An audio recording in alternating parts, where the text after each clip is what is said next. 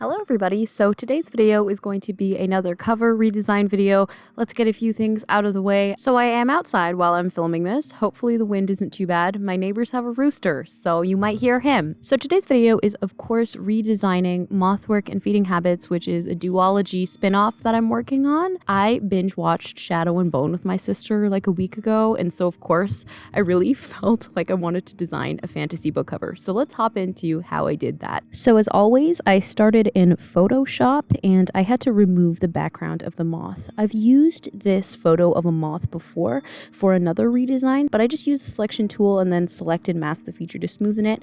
Then I started playing around with textures in the filter gallery, but didn't like them, so I opted to use the oil brush filter instead. Then I started playing around with the font. Particularly, I looked for a font with glyphs so I could play around with the ornamented text look.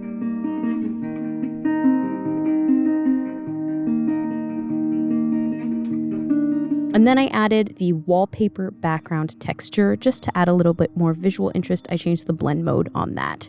Then I added a drop shadow to the moth to make it look like it was resting on the texture. I tried playing around with a sword, but I honestly didn't like it very much. I started adding a vignette, as you can see, around the cover to give it a focal point, and then added some gritty texture so that it had a little bit more visual interest again. A lot of this was just playing around. Cover design truly is moving things around, turning off layers, turning them back on, testing out different blend modes for different elements.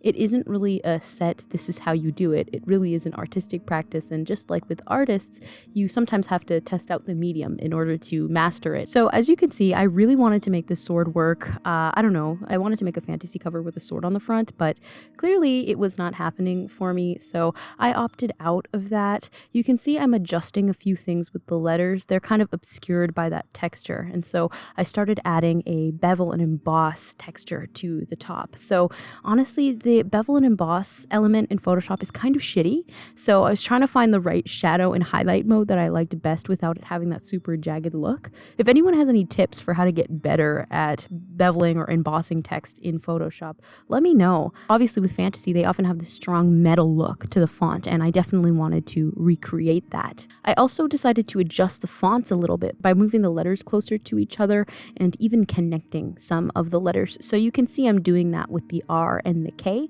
just to make it look like it was a bit more intentionally placed.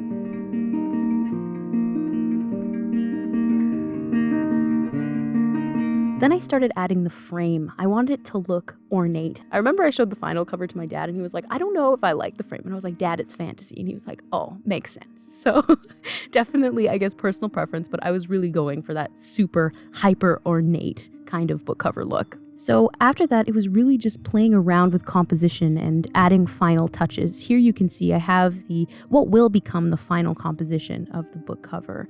Remembering about rule of thirds, I definitely have the moth right in that second third, so right in the middle. I'll link a blog post that I made a few years ago now on tips on how to make book covers, and I definitely covered the elements of design. So if you're interested in that, I will link it below, and it'll give you more how-to, because obviously these videos are not really how-to videos, but let me know if you want to see one in the future. So then I kept a simpler font for my name. I didn't want it to look too busy. I wanted the moth itself and the title to draw its attention. You could see me trying to add this like gradient overlay, but I ended up removing that and instead opted for a slight dodge and burn to the latter half of the cover to make it look moodier. So I burned the image to make it look a bit darker. I tried adding the sword again, but again, it didn't look right. I kept adding and taking away the sword, kept adding and taking it away. So here I am trying to make it work, but it really doesn't want to happen. It did look nice though. The colors were very tempting.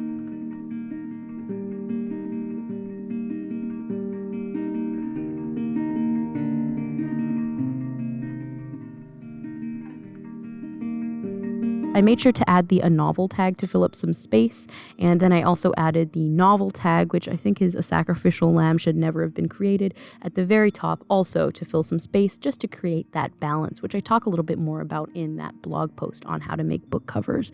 So essentially it was just that, and then the final was moving things around, making sure they looked nice. What I really liked about this book cover is how much I was able to play around, but still keep to a very solid looking design. Instead of it being quite abstract, it still looks really strong and really etched into the page, which is the vibe I was definitely going for.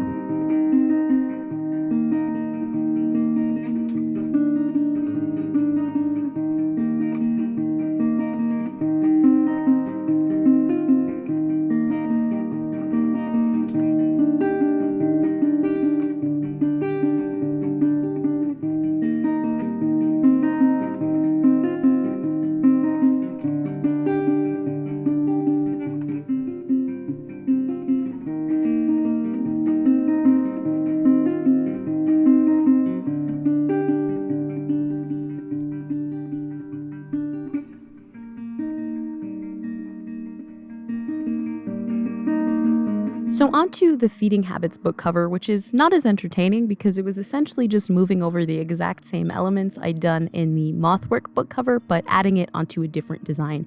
And if you're a designer who's been trying to make a series, this is a really smart way to do it. Just make sure like that all of the elements are editable. I messed up and I rasterized the title text for the title Mothwork. I didn't keep the original, so I had to play around with the bevel and emboss all over again, which is a little bit irritating. So with this cover, I did start out, as you can see, with a stag head, but I didn't end up liking how this looked. You can see I'm referring back multiple times to the original cover just to make sure they look accurate.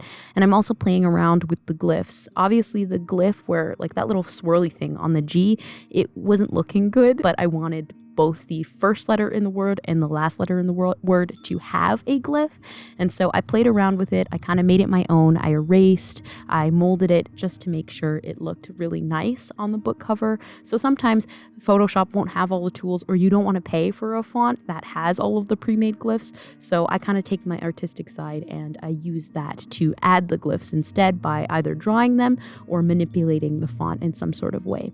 And referring to the original cover was really important for this book cover because it made sure that everything was accurate. Like I said, I couldn't do that for the title because I messed up and I rasterized the Mothwork title, but that meant I had to play around with the lighting once again, the opacity. Like with the moth, I added a drop shadow under the stag head, but I really didn't end up liking how the composition was looking. The feeding and the habits didn't really fit around the stag head well enough, unlike Mothwork where the title really molded along the image. So that's another thing you can look out for when you are trying to create a book cover. Maybe there's a way you can work with the image to fit your text around it. I also talked about that in the blog post, composition, making sure that the elements really meld together. I found that's why I like the Mothwork cover more than I like the Feeding Habits cover, because even the final Feeding Habits one, the text doesn't really mold around the image as much. I found another image, it's of a skull. I don't actually know what animal this is, I'm horrible, but I found it on Unsplash, I think, and I removed the background and I did the exact same thing that I did to the moth. I added a texture to it, which made it kind of look like it was an oil painting. And then I just started moving things around. So this one is pretty self-explanatory because I didn't really do anything all that different to the Mothwork cover. The only thing that I did do different, which you'll see toward the end, is I added a circular gradient to the left-hand side to make it look like there was a light source, which you will see at the end of the final book cover. But for now, I will let you guys go and enjoy the rest of this speed paint. I hope you enjoy how these book covers turned out. I absolutely love them. I would read this series and actually am working on a fantasy version of Fostered now, so that's pretty fun. I definitely have to make an actual fantasy book cover because at the time I was not writing a fantasy novel. But anyway, thank you guys so much for watching and I will see you in another video. Bye!